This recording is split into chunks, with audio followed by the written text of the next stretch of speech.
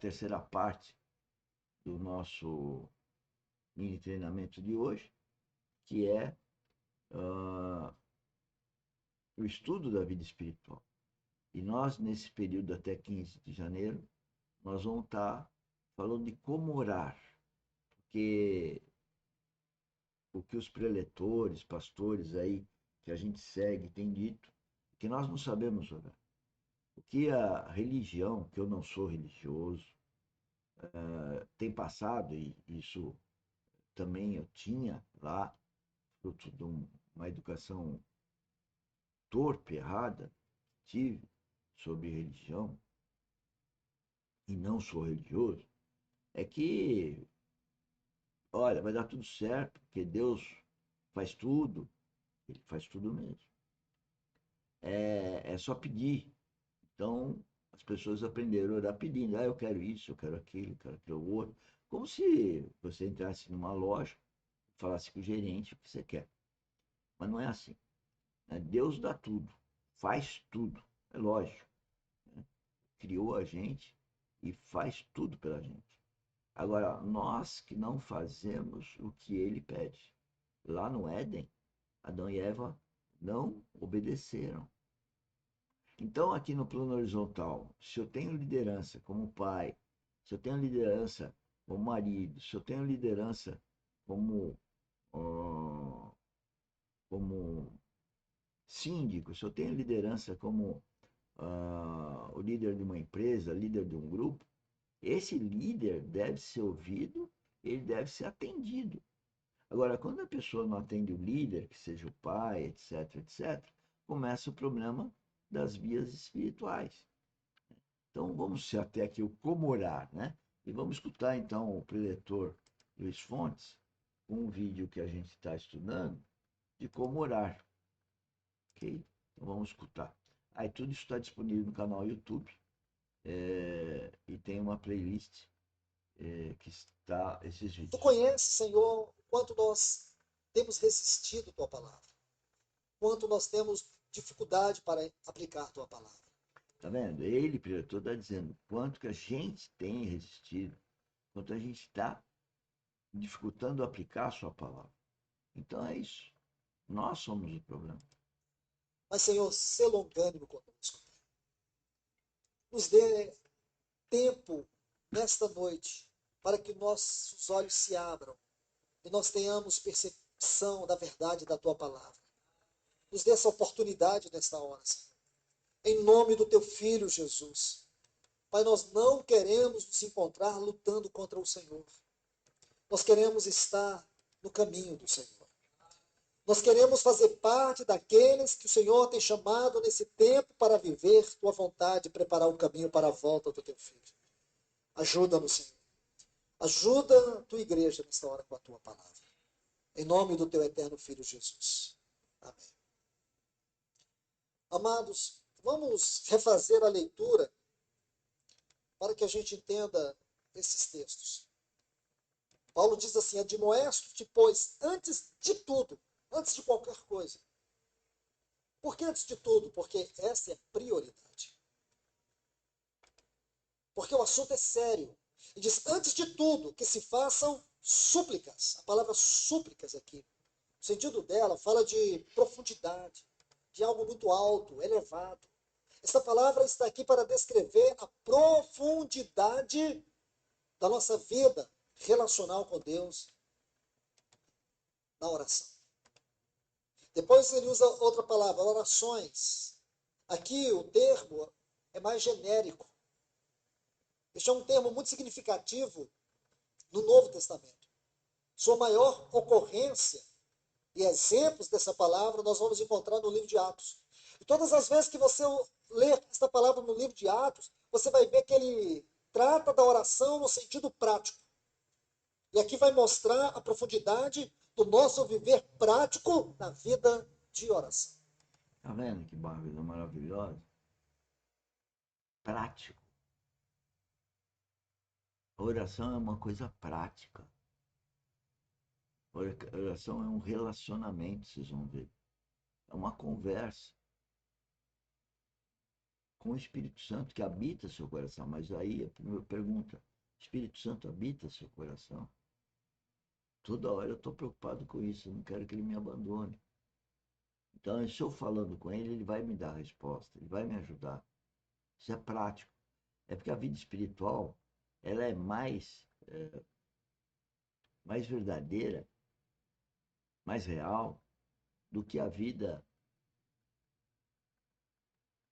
humana, natural. Creio. Aí temos uma outra palavra: petições ou intercessões. Aqui, essa palavra, quando você examina, você descobre que o termo usado por Paulo aqui não expressa o seu verdadeiro significado aqui. Petições ou intercessão. Aí você vai ver que esta palavra aqui, no original, ela vem de uma raiz. E quando você estuda a raiz dessa palavra, a palavra é enteux. Então a raiz que forma esta palavra fala de liberdade. Poder estar diante de Deus de maneira livre. Isso é maravilhoso. Aí ele prossegue, e ações de graças. O termo aqui no grego fala de eucaristia, adoração a Deus por suas misericórdias, por sua graça, por seu amor. Essas 4 palavras são fundamentais, porque sem elas vocês não vão continuar a entender o que ele está dizendo. Ele diz, por todos os homens.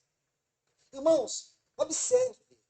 Será que Paulo está nos ensinando aqui que nós devemos orar de maneira indiscriminada, indistintamente, por todos os homens? À primeira vista, porque todo mundo entende, mas não é. Paulo não está falando disso. Ele não está dizendo para nós orarmos por todos os homens. Essa é um erro crasso na oração. Eu vejo muita gente falando, vamos orar por um povo, vamos orar por um grupo. Não é o que está na Bíblia. Não é o que Paulo falou e deixou na Bíblia. Um dos grandes erros que nós cometemos é quando você pega um texto, ou uma frase no texto, e traz uma interpretação fora do contexto. Sabe o que você cria? Imediatamente uma heresia. E quando você comete heresia, você está pecando. Você está pecando porque você está pervertendo a palavra. Você está impedindo o Espírito Santo de te revelar. Você está colocando a sua carne na frente do Espírito. Então não faça isso.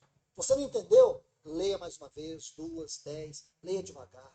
Você não entendeu? Então pare de ler. Fala, Senhor, fala ao meu coração. Fala ao meu coração. Irmãos, vou procurar um livro. Procura nada. Fica aqui. Porque o livro pode até atrapalhar. Fica aqui. Vou contar algo para vocês. Tudo que nós precisamos para interpretar um texto da Bíblia se encontra aqui, no próprio contexto. Todas as chaves, todos os segredos que nós precisamos para que a Bíblia se abra para nós, que o falar de Deus venha a nós, está aqui. Entende? Está aqui. Olha o que ele diz: pelos reis, por todos que estão em eminência, vestidos de autoridade. Agora, observe o propósito, para. Essa é uma palavra muito importante no Novo Testamento, porque ela designa propósito.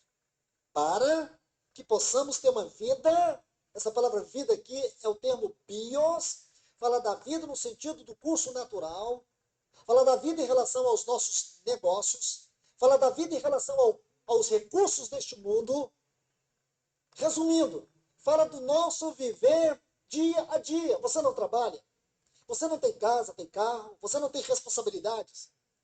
Tudo isso que rege a vida natural é bios. É bios. Então ele está falando disso, para que a nossa vida natural, em relação às coisas, em relação aos recursos deste mundo, em relação aos desejos dessa terra, em relação a tudo que diz respeito à minha vida desse mundo, ele diz, para que tenhamos uma vida, ou para que tenhamos uma vida tranquila, agradável, com toda piedade. A palavra piedade é o termo grego eusebeia, fala de reverência. É o termo que descreve a vida cristã. Para que nós tenhamos uma vida cristã agradável, tranquila, nós temos que orar por todos esses homens. Mas não é para eles ter, não. Não, é para nós ter. Irmãos, sejam honestos. Senhores, acabou o nosso tempo. Eu queria convidá-los a ver esse vídeo original, né? E que a gente possa estudar, né? Eu amanhã vou voltar, eu acho que é um trecho muito importante de como orar, né? E nós estamos aqui no treinamento. Então, treinamento a gente tem um tempo, e naquele tempo a gente faz o melhor que o nosso coração está mandando a gente fazer, orientando os senhores trainees, vamos dizer assim, né? E os senhores devem fazer a parte de vocês, que é estudar em casa, né? Dar uma olhada, né? Para exatamente poder até trocar algumas ideias lá no workshop. Às 16 horas, quem está disponível, é só agendar, tá bom? Então, um bom dia para vocês, até logo mais quem trabalha conosco. Muito obrigado.